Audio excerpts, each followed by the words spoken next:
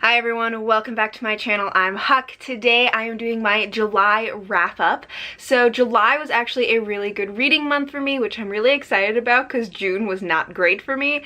But July I read 8 books, which I'm very pleased with. That's a lot for me. 4 of those books were audiobooks, which definitely made it easier to get through quite a few books, and 4 of the books were physical books that I was reading.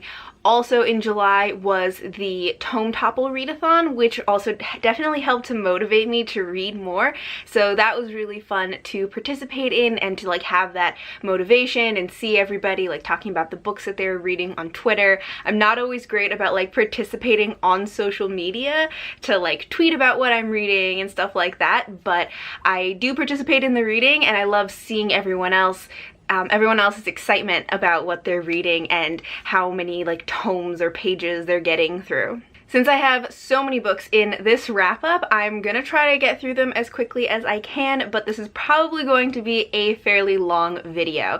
So let's just get started. First of all, I will talk about the books that I read for the Tome Topple readathon because that was in the first like week or 2 of July, so those are the first couple of books that I read anyway. The first book that I read was actually an audiobook, which was Wildwood by Colin Malloy, and Wildwood is a middle grade fantasy or like contemporary fantasy that follows a young girl, Prue, when her baby brother gets stolen by a flock of crows and brought to the Impassable Wood, which is this magical woodland where nobody goes because it's impassable. But she and her friend follow the crows into the wood to get back her baby brother. And then they find out that there's a lot more going on in these woods than they initially thought. They get sucked into the politics of the world and meet a lot of different creatures and people along the way as they travel through these woods. This book was only okay to me. If I had been reading it in physical form, I'm not sure if I would have gotten through it.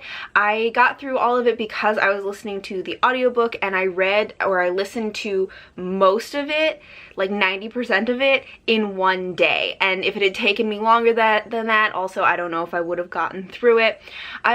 One thing about this is I didn't really like the narrator for the audiobook, so that probably influenced my experience of the book itself. One thing, she made the kids' voices like really high pitched, which was kind of weird and annoying, and also that the inflection or tone or emotion that she used for their voices didn't always match the emotion that was written into the text. So if they were supposed to be really serious, sometimes she would sound excited, and it was like very confusing and disconcerting to like hear those two conflicting emotions in her voice versus what the text had written. So I don't recommend the audiobook for this. In terms of the book itself, as I said, it was only okay for me. This also had some things that were kind of conflicting and like didn't make sense to me. In terms of the writing, I thought was pretty good. Sometimes it didn't make sense for the grade level that it was written for because there was a lot of vocabulary in there that I don't think that someone in middle school would know. So like maybe it's a good vocabulary builder, but I felt like it would be very confusing to younger readers. So that kind of didn't make sense to me in terms of like who the author was writing for. Also, one of the main conflicts in the book is that there is this like bad guy who wants to essentially like ritualistically sacrifice a human child for their spell. Like maybe I'm underestimating what middle school or like middle grade readers can handle, but like ritualistically sacrificing kids for like blood magic seems kind of intense for a middle grade book. So that was another thing that I was like, I don't know if I would have been okay. Like I think that would have really scared me as a kid if I had been like, you know, in the middle grade, like middle school age reading this. So again, that kind of confused me, like who is this written for? But maybe I'm underestimating what middle schoolers are able to handle when reading books. I don't know. I was kind of easily creeped out as a kid. Then in contrast to those things that I thought were maybe for an older age group or something, there were some things in this book that felt very juvenile to me in terms of the storyline and the character building. So overall, I gave this book 3 stars. It was very middle of the road, kind of meh to me. It wasn't terrible. I had a fine time listening to it, but it also wasn't very good. I don't think that I would recommend it to anybody. The next book that I read for the Tome Topple readathon was Ship of Magic by Robin Hobb. This is the first book in her Live Ship Traders trilogy, which is the second series in the realm of the Elderlings. This one I had actually read a good portion of it before the readathon started, but it is quite a tome. It's 880 pages and I was kind of struggling to get through it because it's so long. So reading it for the readathon really motivated me to finally complete this. This is a story with a lot of family politics and family intrigue. There are pirates and pirate ships. There are live ships, which are ships with magical ships that have their own sentience and can speak. There are sea serpents and slave traders, and there's a lot of stuff going on in this story. We follow our main character, Althea, as she is fighting to get back her family ship. This one I am going to have a full review of later on, so I'm not going to talk about it like extensively right now because I have a lot of thoughts. Overall, I did enjoy it. I really like Robin Hobb's writing. I think that her writing is very immersive and really, I just find it very enjoyable to read. I think she does a really great job with her world building and her character building. They feel very real and rounded. My main complaints with this were just that there were so many character perspectives. This is a multi-perspective fantasy, and it felt like every single character that existed had their own perspective at some point in the book, and it just became too much. I read a lot of fantasy that is multi-perspective, but there's a limit. I prefer to have fewer perspectives so that I can really spend time with characters and get to know them and care for them. And I really liked the main character, Althea, in this. I would have loved to have more time with her, but I think that that was kind of sacrificed for the purpose of seeing all these different perspectives. I do want to continue reading this series, and I will be putting up a full review of this if you would like to hear more in depth my thoughts. And I gave this 3.75 stars, which I feel like is kind of a nitpicky rating. But I did that partially because of the so many perspectives. Also, the plot kind of dragged in places. I do think the book could have been a little bit shorter, but I did really enjoy it overall. It just wasn't quite at the 4-star mark for me. The next book that I read was actually taking a break from the Tome Topple readathon because I was kind of tired from these very long books, so I read a quick one, which was When the Moon Was Ours by Anna Marie McLemore.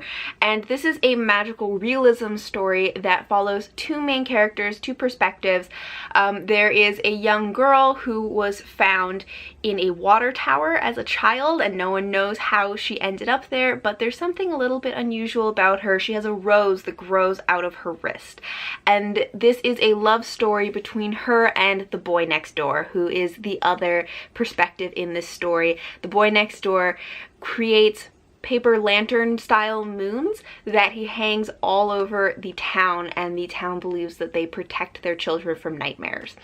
So this has another kind of plot line going on of these sisters who are trying to get the roses from the girl's wrist because they believe it will kind of like give them magical powers. But overall, the main plot really is the love story in this book. I really enjoyed this one. Magical realism can be a little hard to explain, so I don't really know how to like review it exactly.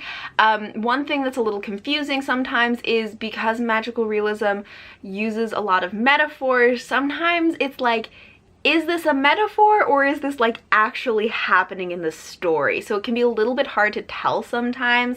I did also think that the metaphors got a little bit repetitive at times. In terms of representation in the story, one of the main characters in this book is trans, and there is actually another side character who is also trans in the story. I really loved reading from that perspective. It was really interesting. So I definitely enjoyed this one. It was a nice break to take from these longer books that I had been reading, and I gave this one 4 out of 5 stars. Next, back to the Tome Topple readathon, I listened to another audiobook, which was The Kiss of Deception by Mary E. Pearson. And this is a story about a princess who is about to be married off. She has never met the person that she is going to marry. She knows nothing about him. And so she kind of panics, as one would, and runs away on the day of her wedding with her maidservant to go live a simple life in a local town. After she runs away, two men go to find her. One is the prince that she was meant to marry because he wants to find out why did she run away, what happened, and one is an assassin. And we don't know what kingdom or who sent this assassin after her. The thing that is kind of interesting about the story is that for most of the book, we don't know which character is the prince and which is the assassin. Both of these men find her and she interacts with them, and we do get their perspectives, but the author kind of doesn't give us names or clear markers as to who is who. So for most of it, we're kind of kept guessing as to which character is the prince that just wants to know what happened and which character is the assassin that is sent to kill her. This story was another one that was like kind of okay to me. I didn't think that it was an especially twisty plot twist as to which was the prince and which was the assassin. I could tell pretty early on which was going to be which, but I thought that the concept of what she was doing was really interesting. I think the world was really interesting. It seemed like a really complex world, but I think that that world could have supported a more complex story. The story itself felt like a very shallow princess story. Like sometimes princess stories can be really interesting and can be done very well, but I think there is this kind of tropey, shallow princess story that is out there, and I feel like this kind of fell into that category for me. I wasn't a huge fan of it. I might continue the series. I'm not totally sure. If I do, most likely it will be listening to another audiobook. I gave this book 3.5 out of 5 stars because while I thought the storyline itself was kind of bland and the plot twist was not that twisty, I thought the world was really interesting, and I do kind of want to keep reading to see if the story becomes more complex to match the complexity of the world, because I think the world sounds like it has a lot of potential. So my final book for the Tome Topple readathon was Heartless by Marissa Meyer. This is one that I have a physical copy, but I actually listened to the audiobook for this one, and I really enjoyed this. It is a kind of origin story for the Queen of Hearts from Alice in Wonderland. It's about how she became the queen that she is, why she's so bizarre and so bitter. It follows our main character, Kath, who is the child of a nobleman. Her parents want her to marry the king, but she wants to be a baker. She is an amazing baker and she wants to open her own bake shop. But those dreams are dashed when her parents decide that she should marry the king. But while the king is trying to court her, Kath actually falls in love with Jest, the court jester. And this is a story that I went into it knowing that it was going to have a sad ending because it's a villain origin story. Like, we know that she doesn't end up happy. We know that she doesn't get her little cute bakery. She ends up as the Queen of Hearts. But this book ended up being way more emotional than I was expecting it to be, mostly just because I loved Jest so much. I love fools and jesters. That is an archetype that I have just loved for a very long time, and I feel like they're not very commonly main characters or main love interests.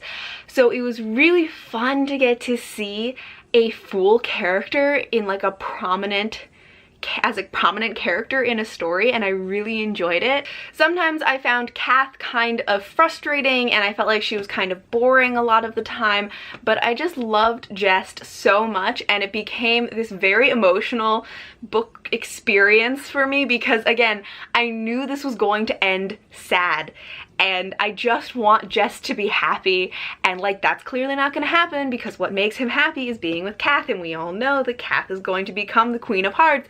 And so like I got partway through the book and then just like stopped reading for a while because I was like, I don't want them to be unhappy. I just want them to like stay in this happy place of them like falling in love.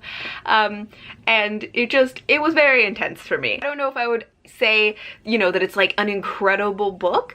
Marissa Meyer's books, I always enjoy them. They're kind of like candy. They're just very easy to read and very fun.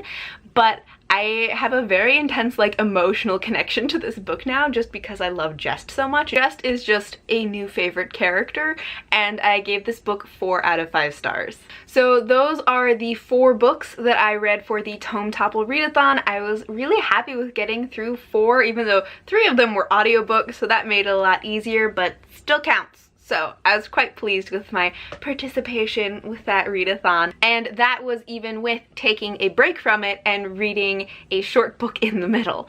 So now I still have 3 more books that I read in July, so let's get into those. The first one is The Cruel Prince by Holly Black. This was another audiobook that I listened to, and this one is very popular, has been hyped a lot, so you probably all know already like what it's about.